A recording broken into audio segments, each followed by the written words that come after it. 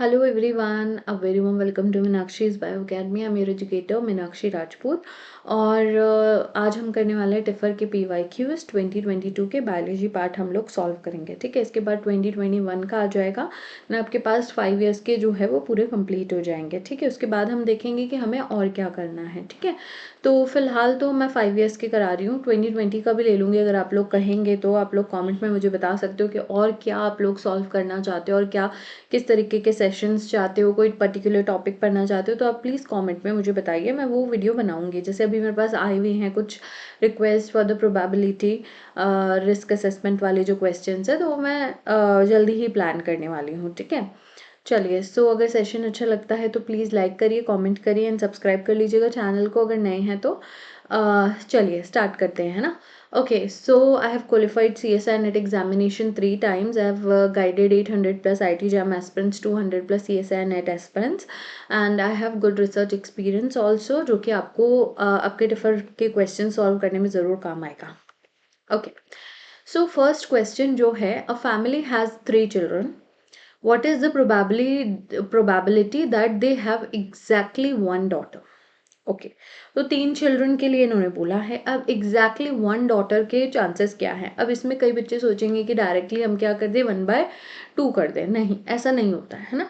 तो यहाँ पे देखोगे कि क्या हो सकता है, 3 चिल्ड्रन है, हो सकता है पहला जो है जो चाइल्ड हो वो डॉटर हो, फिर 2 बॉय हो जाए, और क्या हो सकता है कि पहले बॉय हो गया, फिर डॉटर हो जाए, फिर एक और बॉय हो जाए, और पहले 2 बॉयज़ हो गए, फिर एक डॉटर हो गई। यही कॉम्बिनेशन पॉसिबल है, इसके अलावा कोई और कॉम्बिनेशन हो नहीं सकता है। ठीक है, तो अब यहाँ पे बहुत ही सिंपल, आप ये क्वेश्चन जो है अलग अलग तरीके से पूछा जाता है, बहुत सालों से क्वेश्चन इस तरीके के पूछे जा रहे हैं। तो फर्स्ट प्रेगनेंसी में डॉटर होने की प्रोबेबिलिटी क्या है, 1/2। अब सेकेंड प्रेगनेंसी में बॉय होने की प्रोबेबिलिटी क्या है, 1/2। अब कई बच्चों को यहाँ पे ये समझ में नहीं आता कि मैम यहाँ पे हम मल्टीप्लाई करें कि ऐड करें। सही बात है।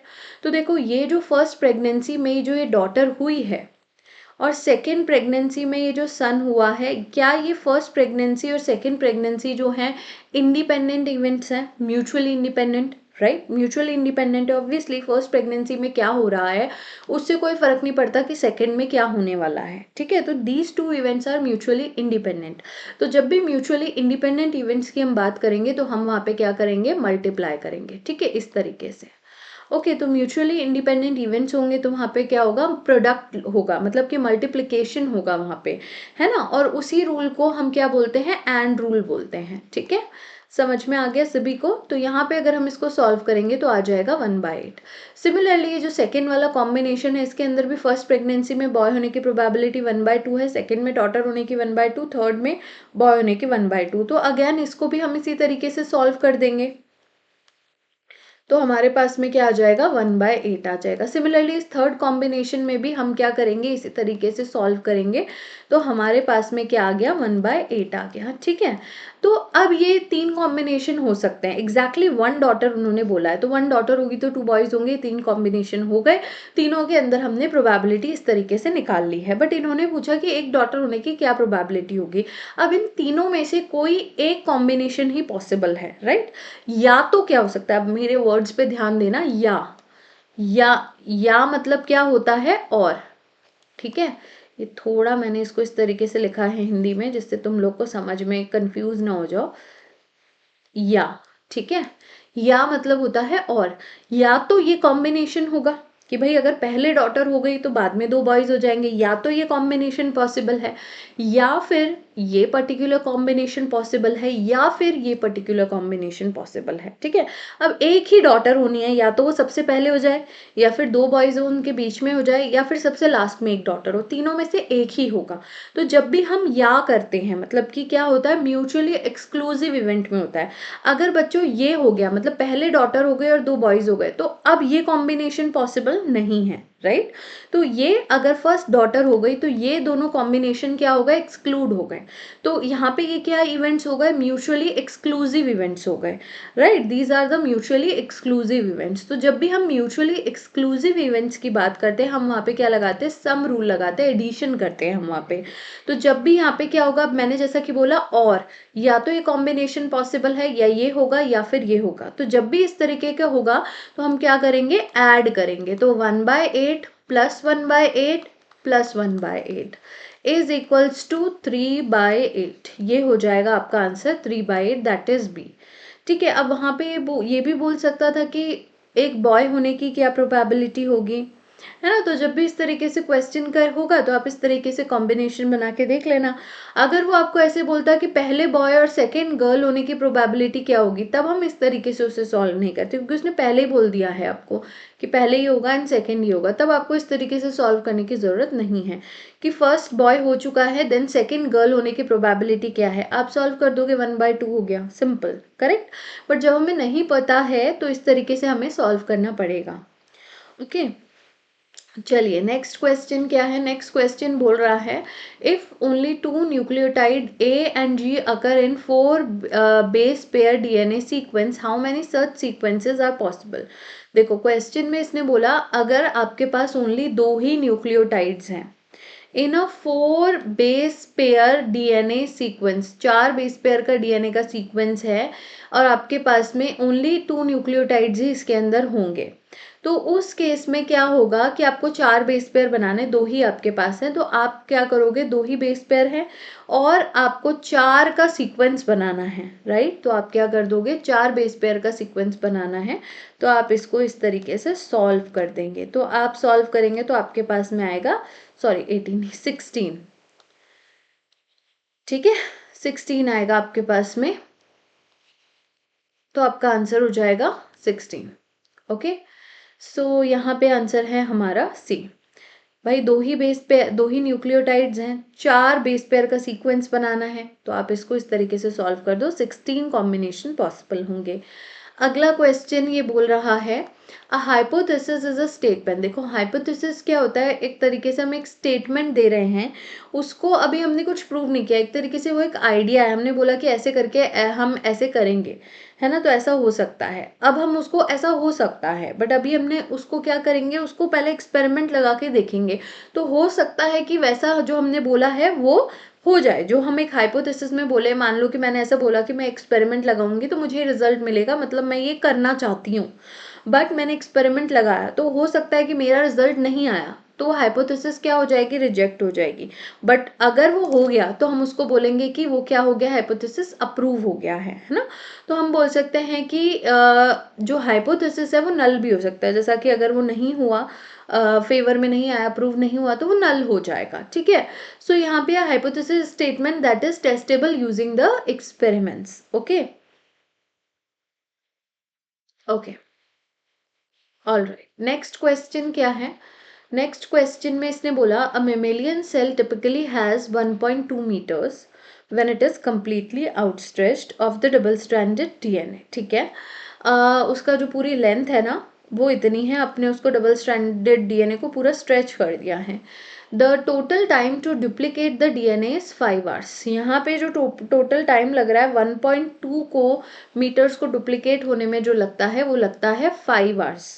Okay how many origin of replication are there if the rate of duplication is this. देखो अब यहाँ पे इसने ना कुछ ये नहीं बोला है, रेट ऑफ रेप्लिकेशन बोले हैं, मतलब कि जो पूरा रेट ऑफ रेप्लिकेशन है इसका वो इतना 16 माइक्रोमीटर पर मिनट इसने बोला है। अब इसने यहाँ पे कोई एक पर्टिकुलर डीएनए पॉलीमरेज की बात नहीं करी है, इसने पूरे ओवरऑल रेप्लिकेशन की ही बात करी है, ठीक है।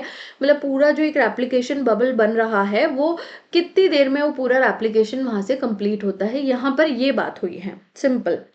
तो पहले तो मैं टोटल टाइम जितना इस 1.2 मीटर वाले डीएनए को होने में लग रहा है, पहले तो मैं उसको कन्वर्ट कर लेती हूँ मिनट में, क्योंकि यहाँ पे मिनट में है, ठीक है। तो यहाँ पे हो जाएगा टाइम, अगर मैं बात करूँ तो टाइम को हम सॉल्व कर लेंगे, इज इक्वल टू 5 × 30। तो सॉरी 5 × 30 नहीं होगा, 60 होगा,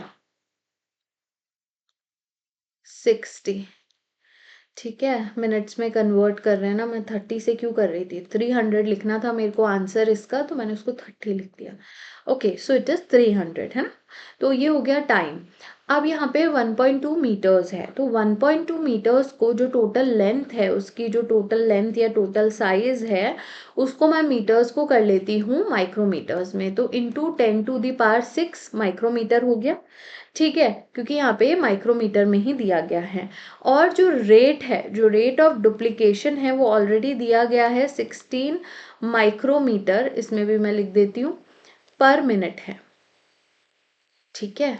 तो अब सिंपल सा है कि अगर यहाँ पर 1 मिनट के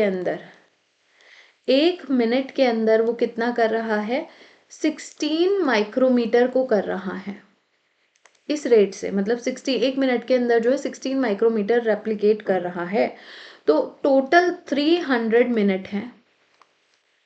300 मिनट में वो कितनी लेंथ को कर पाएगा, इंटू 300, 16 इंटू 300 हमने कर लिया, तो हमारे पास में क्या आ जाएगा, इसको सॉल्व करके देखेंगे एक बार। 16 इंटू 300, इट इज़ 4800, ठीक है। तो 4800 माइक्रोमीटर को करता है 300 मिनट में, बट हमारा यहाँ पे साइज कितना है, 1.2 इंटू 10⁶ माइक्रोमीटर्स। तो इसको अपन सॉल्व कर लेंगे सिंपली, यहाँ पे 1.2 इंटू 10⁶ डिवाइडेड बाय 4800, इसको सॉल्व करेंगे।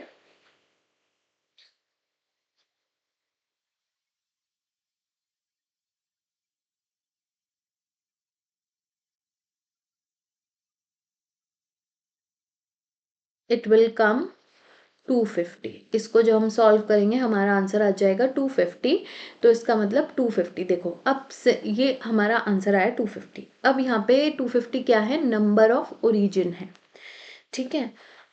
हाउ मेनी ओरिजिन ऑफ रेप्लिकेशंस इसने आपसे पूछे हैं, तो इसने अभी हमने क्या करा, हमने सिंपली बोला कि रेट ये है, रेट ऑफ डुप्लीकेशन ये है कि 1 मिनट के अंदर वो 16 माइक्रोमीटर करता है। तो हमारा ये जो टोटल डीएनए है, इसको रेप्लिकेट होने में 5 आवर्स लगे, तो अगर देखा जाए वो 1 मिनट में 16 माइक्रोमीटर कर रहा है, तो 300 मिनट्स में वो कितना करेगा, वो करेगा 4800 माइक्रोमीटर। बट हमारा जो डीएनए है, इट इज़ 1.2 मीटर, मतलब 1.2 इंटू 10⁶ माइक्रोमीटर का है, बट ये 300 मिनट में तो इतना ही कर पा रहा है। इसका मतलब ये किसी एक ओरिजिन से स्टार्ट नहीं हो रहा है, ये मल्टीपल ओरिजिन पे और एप्लीकेशन जो है वो स्टार्ट हुआ है। ये तो एक एप्लीकेशन बबल के अंदर जो है 300 मिनट में इतना होगा, तो इसका मतलब कितनी जगह आपका जो है यहाँ पे एप्लीकेशन चल रहा है, वो निकालने के लिए हमने ये डिवाइड कर दिया है। तो हमारा आंसर आ गया 250, which means 250, 250 origin of replication है, अलग अलग ARS हैं जहाँ पे क्या चल रहा है, रेप्लिकेशन इनिशिएट हुआ है, रेप्लिकेशन चल रहा है, तब जाके 5 आवर्स में ये क्या होगा, आपका कंप्लीट हो पाएगा। ओके, सो आंसर हो जाएगा सी।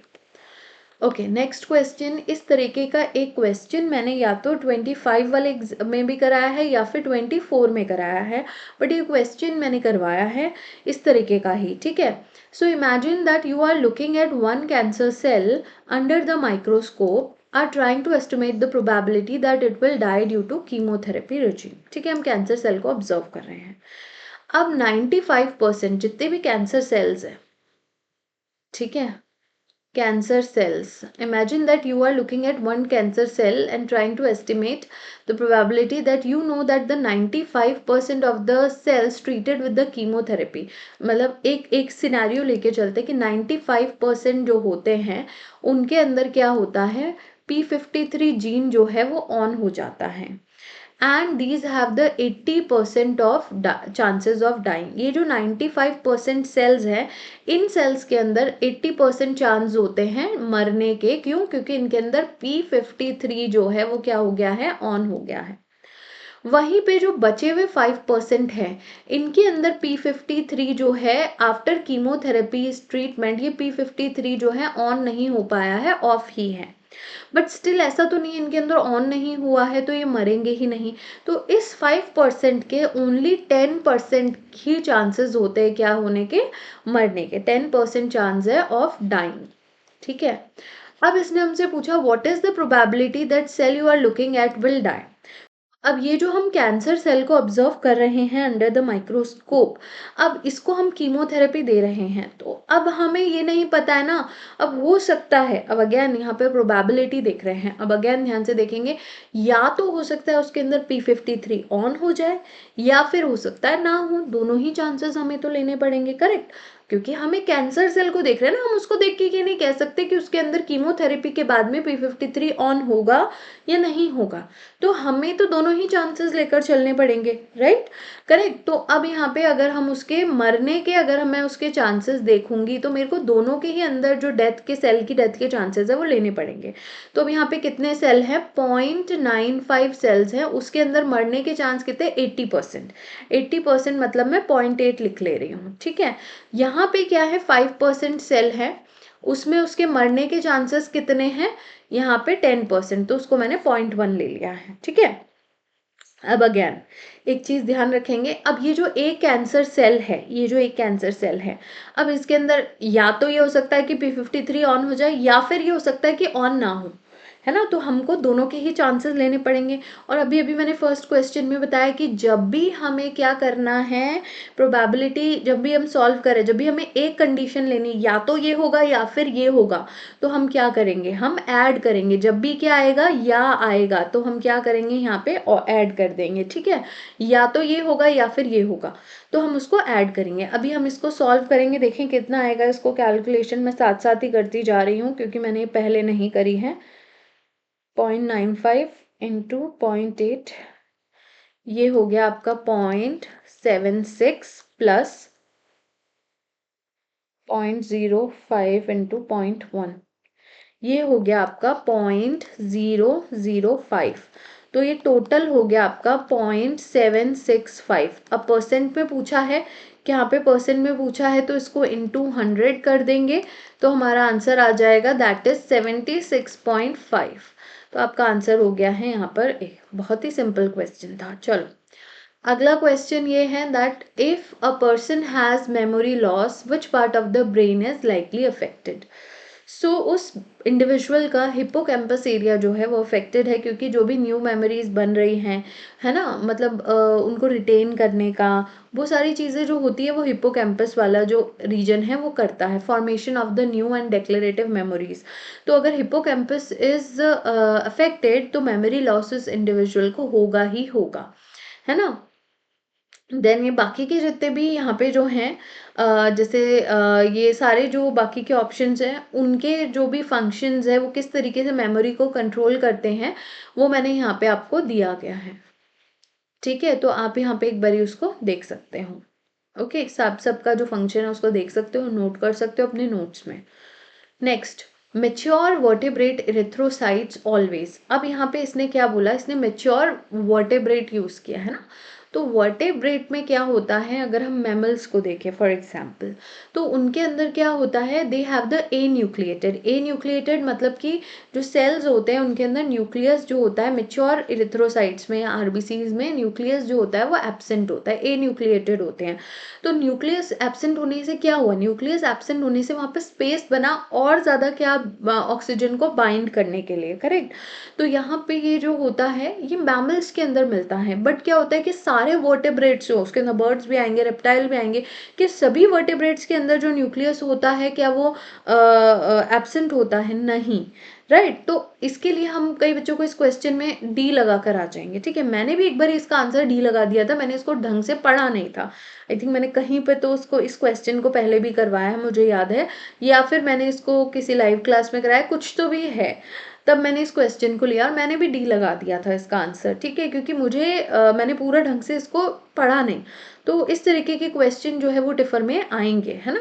तो अब यहाँ पे अगर हम देखते हैं, mature vertebrate erythrocytes lack a nucleus that allows the more space for the hemoglobin and increase oxygen carrying capacity. बिल्कुल सही बात मैंने बोल दी। However not all the vertebrate erythrocytes are biconcave. Biconcave जो शेप होती है वो नहीं होती और use hemoglobin in the same वे।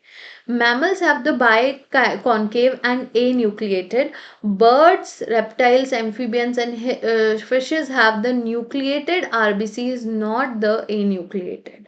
तो ये नहीं होगा, है ना। अब यहाँ पे बाय कॉन्केव शेप भी नहीं होगी अगर वहाँ पे न्यूक्लियस नहीं, न्यूक्लियस है तो, है ना। अब तो हम क्या बोलेंगे, बट वो क्या हीमोग्लोबिन को यूज करे to carry the oxygen? Yes, haemoglobin का जो यूसेज है, हीमोग्लोबिन का यूसेज तो कॉमन है दोनों के अंदर, है ना। बट ये जो शेप है और लैक ऑफ न्यूक्लियस है, ये सबके अंदर, ऑल द वर्टिब्रेट्स के अंदर नहीं है। तो यहाँ पे हमारा आंसर जो होगा, इसलिए सी होगा। ये क्वेश्चन को मैं वेरी वेरी इंपॉर्टेंट मार्क कर रही हूँ, क्योंकि ये क्वेश्चन को गलत आप ज़रूर कर कर आएंगे, क्योंकि मैंने भी पहले गो में इसको एक बार ऐसे ढंग से पढ़ा नहीं और गलत कर दिया। ठीक है, नेक्स्ट क्वेश्चन आते हैं। चलिए, ये भी बढ़िया क्वेश्चन है। इसके अंदर ये बोल रहा है mitochondrial mutation is detected in a man. एक माइटोकॉन्ड्रिया की म्यूटेशन एक मैन के अंदर डिटेक्ट हुई है, ध्यान से देखना। This mutation is only lethal beyond the age of 70 के बाद में ये लीथल होती है। ही मैरीज अ विमेन जिसके अंदर ये म्यूटेशन नहीं है, does not carry the mutation. As they then have the children, what percentage of his granddaughters would be the carrier for this mutation? तो देखो, पहली चीज जो म्यूटेशन है वो किसके ऊपर है? माइटोकॉन्ड्रियल जीन के ऊपर है, माइटोकॉन्ड्रिया के अंदर म्यूटेशन है, ठीक है। तो अब जिनको पता है mitochondrial inheritance, cytoplasmic inheritance, maternal effect अगर आप लोगों ने पढ़ा है तो आप लोग को ये पता होगा कि कभी भी जो माइटोकॉन्ड्रिया होता है वो फादर का नहीं जाता है, ठीक है। तो फादर का जो है वो न्यूक्लियस जा रहा है, बट जो मदर है उसका जो एग होता है, एग के अंदर जो है माइटोकॉन्ड्रिया होता है, जो साइटोप्लाज्म के अंदर जो होता है वो मदर से जा रहा है, राइट। तो जो माइटोकॉन्ड्रिया है वो किसका जाएगा? प्रोजेनी के अंदर मदर का जाएगा। बट क्या मदर के ऊपर म्यूटेशन है? मदर के ऊपर तो म्यूटेशन है ही नहीं। तो क्या इस केस में यहाँ पे जो ग्रैंड डॉटर्स होंगी क्या वो कैरियर होंगी? बिल्कुल भी नहीं होंगी, तो 0% हो जाएगा। क्लियर?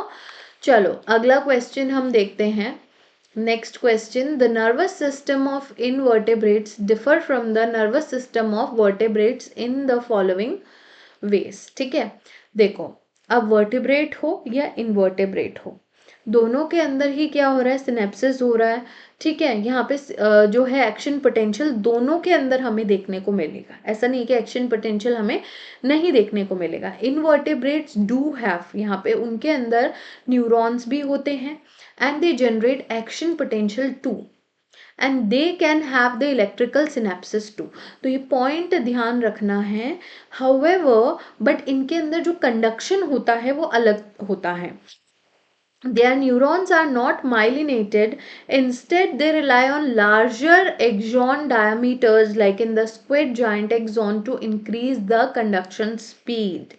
ठीक है, सो यहाँ पे जो इनवर्टेब्रेट के जो न्यूरॉन्स होते हैं they lack the myelin sheath around their axons, जिसकी वजह से कंडक्शन स्पीड जो होती है वो वेरी करती है। तो इसका आंसर ए होगा। बाकी ये जनरेट करते हैं, इलेक्ट्रिकल सिनेप्सिस भी होते हैं। तो यहाँ पे आंसर जो होगा वो ए होगा, ध्यान रखेंगे सभी लोग। ऑल राइट बच्चों, सो हम लोग बाकी के क्वेश्चन करेंगे नेक्स्ट पार्ट में। नेक्स्ट पार्ट जो है वो कल ही आ जाएगा। So stay tuned everyone, thank you so much, all the best.